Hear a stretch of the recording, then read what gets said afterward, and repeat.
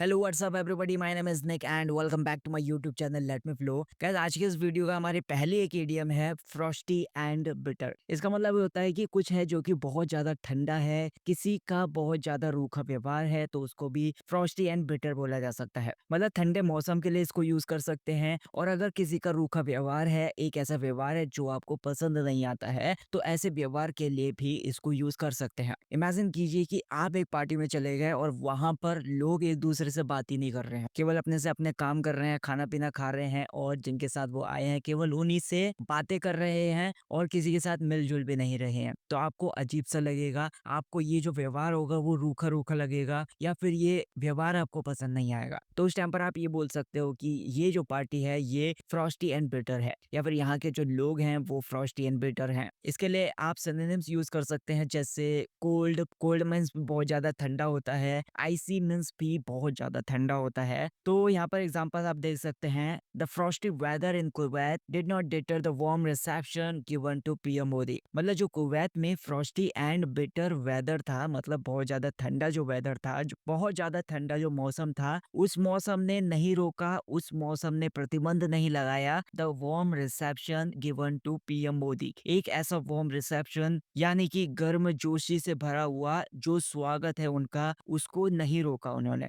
जो कि ठंडा मौसम था उस चीज ने। The meeting ended on a frosty and bitter note due to a heated argument. मतलब एक मीटिंग चल रही थी तो वो एक ऐसे पल पर आकर खत्म हो गई जहां पर बहुत ज्यादा ठंडे और कटु माहौल था, या फिर बहुत ज्यादा कड़वे शब्द कहे जा रहे थे और रूखा व्यवहार के साथ बातें की जा रही थी। तो वो सारा का सारा जो सिचुएशन पैदा हो गई थी, तो ऐसे टाइम पर ये मीटिंग खत्म हुई due to a heated argument. मतलब बहुत ज्यादा गर्मा गर्म बहस की वजह से ऐसी सिचुएशन पैदा हो गई। अगला वर्ड है हमारा अक्रिमोनियस। ये एक एडजेक्टिव है, इसका मतलब होता है कि कुछ है जो कि कटु है, मतलब बहुत ज्यादा तीखा है, जो चुभने वाला है। अब ये किसी के शब्द हो सकते हैं जो आपको चुभ सकते हैं। अगर किसी पर्सन ने, या फिर किसी एक ऐसी सिचुएशन में किसी पर्सन ने बहुत ज्यादा बहस कर दी, तो हो सकता है कि आपको पसंद ना आए, तो ये आपके लिए कटु होगा, ये आपके लिए तीखा प्रहार होगा जो कि नाराजगी से भरा हुआ होगा। आप इमेजिन कर सकते हो जैसे दो दोस्त आपस में लड़ रहे हैं, तो उस टाइम पर वे बहस भी कर रहे हैं और लड़ भी रहे हैं, तो उस टाइम पर उनका जो व्यवहार होगा वो अक्रिमोनियस होगा। इसके सिनोनिम्स आप ऐसा बोल सकते हैं, जैसे बिटर हो गया। बिटर का भी मतलब होता है कुछ है जो कि बहुत ज्यादा कड़वा है। हार्श का भी मतलब होता है कि कुछ है जो कि कटु है, बहुत ज्यादा तीखा है। तो एग्जांपल्स आप देख सकते हैं, an acrimonious argument broke out during dinner about politics. मतलब एक अक्रिमोनियस आर्ग्यूमेंट थी, या फिर एक तीखी आर्ग्यूमेंट थी, एक तीखी बहस थी जो कि छिड़ गई ड्यूरिंग डिनर, डिनर के टाइम पे, रात के खाने के टाइम पे, अबाउट पॉलिटिक्स के ऊपर। Discussions between the two nations avoided acrimonious debates and focused on collaboration. मतलब जो भी डिस्कशन था या फिर जो भी चर्चाएं थी बिटवीन टू नेशंस, मतलब दो देशों के बीच में जो भी डिस्कशन था, उसने अवॉइड कर दिया अक्रिमोनियस डिबेट्स को, मतलब कटु विवादों को, या फिर बहुत ज्यादा तीखे ऐसे शब्द हो सकते थे उस डिबेट को,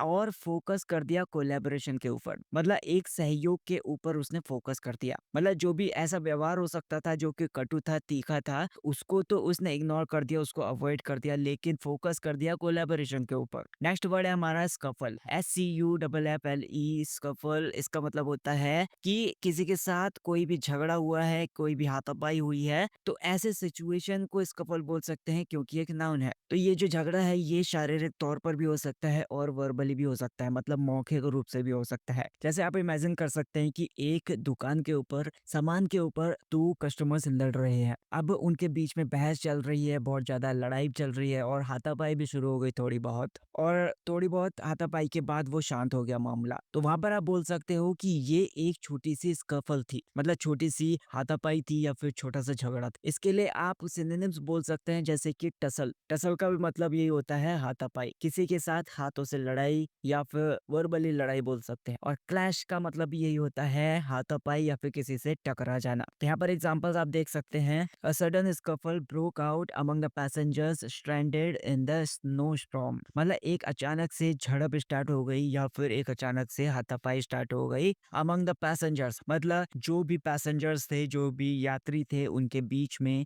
stranded in the snow storm मतलब जो भी बर्फीले तूफान आ जाते हैं या फिर स्नो स्टॉर्म आ जाते हैं, तो उनमें जो भी यात्री फंसे हुए थे, तो उनके बीच में अचानक से झगड़ा शुरू हो गया या फिर उनके बीच में अचानक से हाथापाई शुरू हो गई। There were no scuffles during PM Modi ceremonial welcome at the Bayan palace. मतलब बयान पैलेस में जो भी पीएम मोदी का एक सेरेमोनियल वेलकम हुआ तो उसके दौरान कोई भी वहां पर झड़प नहीं हुई, कोई भी वहां पर लड़ाई नहीं हुई या फिर कोई भी वहां पर हाथापाई नहीं हुई। पेनल्टीमेट ये एक एडजेक्टिव है, इसका मतलब होता है लास्ट से पहले का। मतलब जैसे कोई भी चीज है वो खत्म होने वाली है तो उसके पहले का जो चरण है, उसके पहले का जो फेज है उसको पेनल्टीमेट बोलते हैं। जैसे एक किताब में 18 चैप्टर हैं तो 18वां जो चैप्टर है वो लास्ट चैप्टर है, तो उससे पहले का जो चैप्टर है वो 17वां चैप्टर है तो उसको पेनल्टीमेट बोल सकते हैं। इसके लिए आप सिनोनिम्स बोल सकते हैं जैसे कि सेकंड लास्ट। सेकंड लास्ट का भी मतलब यही होता है कि लास्ट से पहले वाला।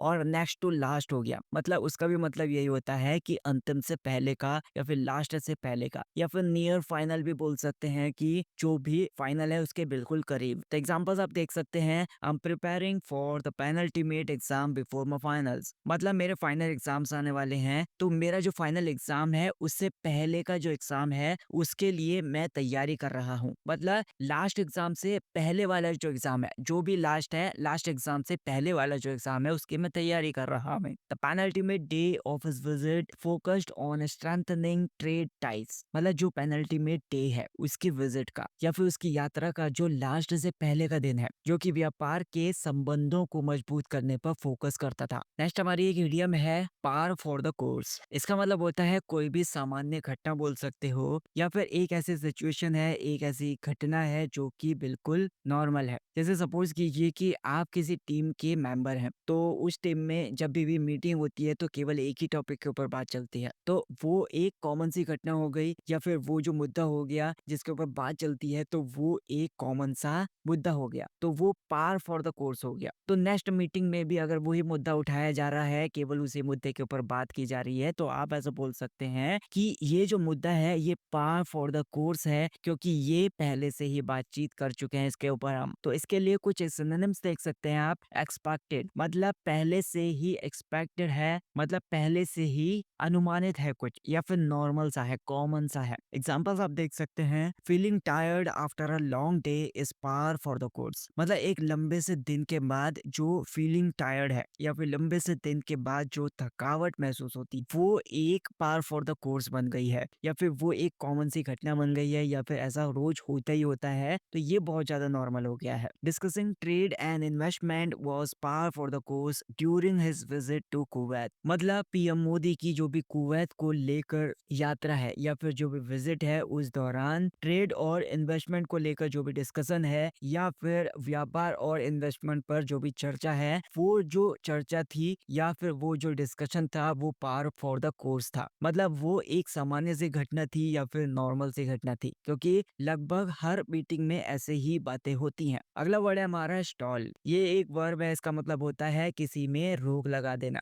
मतलब जानबूझकर किसी प्रोसेस में रोक लगा देना या फिर उसको स्लो कर देना। ये जो काम किया जाता है वो जानबूझकर किया जाता है। आप इमेजिन कर सकते हैं जैसे कि आपको कोई इंपॉर्टेंट सा काम करना है लेकिन आप उसको बार बार टालते रह रहे हो, लेकिन आप ऐसा बोल सकते हो कि आप उसमें रोक लगा दे रहे हो या फिर उसकी प्रोसेस में रोक लगा दे रहे हो ताकि वो आगे ना बढ़े, क्योंकि उसको टाल दे रहे हो जानबूझकर। इसके सिनोनिम्स आप बोल सकते हैं डिले। डिले का भी मतलब यही होता है कि देरी करना। हॉल्ट का मतलब होता है कि कुछ देरी कर देना या फिर किसी चीज में प्रतिबंध लगा देना या फिर पोस्टपोन कर देना, उसमें टाल मटोल कर देना किसी चीज में। तो एग्जांपल्स आप देख सकते हैं, PM Modi's visit stalled any growing tensions between India and Kuwait. मतलब पीएम मोदी की जो भी विजिट थी, पीएम मोदी का जो भी दौरा था, उसने रोक लगा दी किस चीज में? Any growing tensions between India and Kuwait. मतलब जो भी कुवैत और इंडिया के बीच में टेंशन बढ़ सकती थी या फिर तनाव बढ़ सकता था, तो उस चीज को लेकर पीएम मोदी के दौरे ने उसमें